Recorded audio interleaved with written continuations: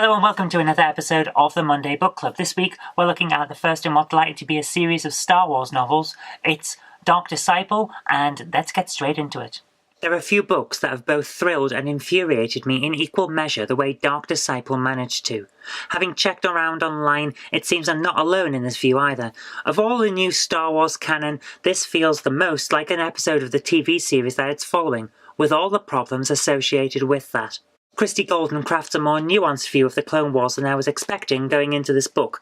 There's a speech around the middle of the story where Count Dooku argues that the Separatists have a more humanitarian method of waging war than the Republic does, as the only living people they have in their armies are there voluntarily.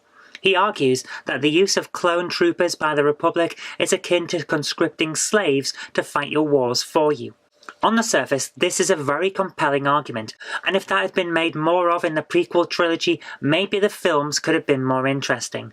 As it stands, Golden's use of this kind of argument works well to not only flesh out the background story, but also helps to make the Star Wars world seem more real and more layered than the films often manage to do. I liked this aspect of the book a lot, and it's one of the reasons why I love the novels and the expanded universe so much. I also found the action sequences to be both dramatic and very fitting with the antics that the characters would get up to in both the films and the Clone Wars TV series. These sequences are a lot of fun. There's usually not a lot of meat on the bones in terms of description and motivation being discussed during the action sequences themselves, but if I'm fair, that does help to make the sequences run quicker and it keeps the pace of the story up where it should be. Nevertheless, it does have the knock-on effect of making the story feel a lot like an episode of the TV show, and I wasn't the biggest fan of that. Which brings me to the main problem I have with the book. So far, I think you will agree I've come across as if I liked this book a fair amount, and for the most part, I did. The problem is with its central story. This is a book that needs to get the key players from their positions in the Clone Wars TV show and into their places for the start of the Revenge of the Sith film. There are some key characters in the TV show that aren't in the film, and their absence needs to be explained. Christie Golden's story deals with a couple of these characters in a way that really didn't sit well with me.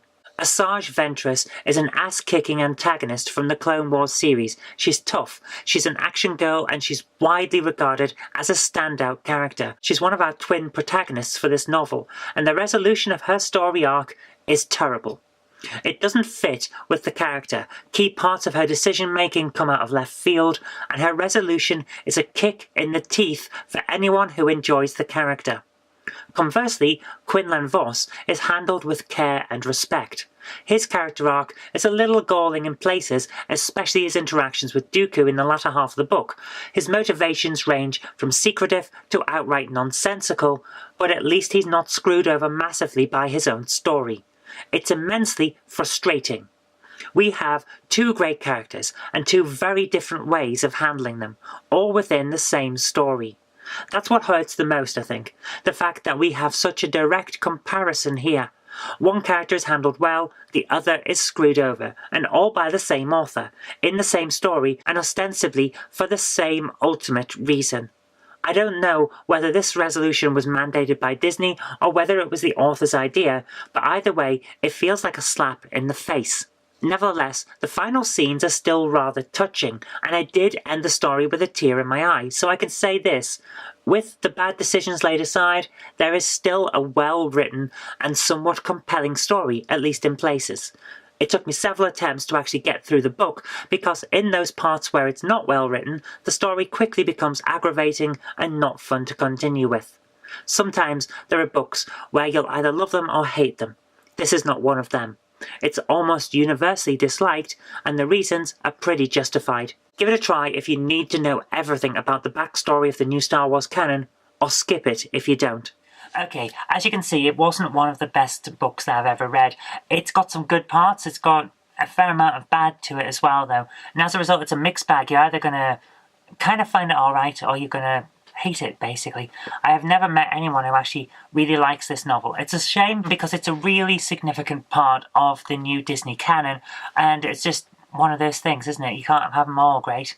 Oh well. Anyway, we've got other ones to come up, so do keep watching, and thank you very much for watching this video. If you liked it, remember to click that like button, share it too with your friends so that they'll know a good book when they see it, and do subscribe for future videos, because there will be more in the future. But until next time, I've been Zoe Kirk-Robinson, you've been watching the Monday Book Club, and I'll see you later. Today's video is brought to you by my graphic novels, The Collected Life of Naughty Mouse, Volume 1, All Over the House, Volume 1, and All Over the House, Volume 2. Thank you.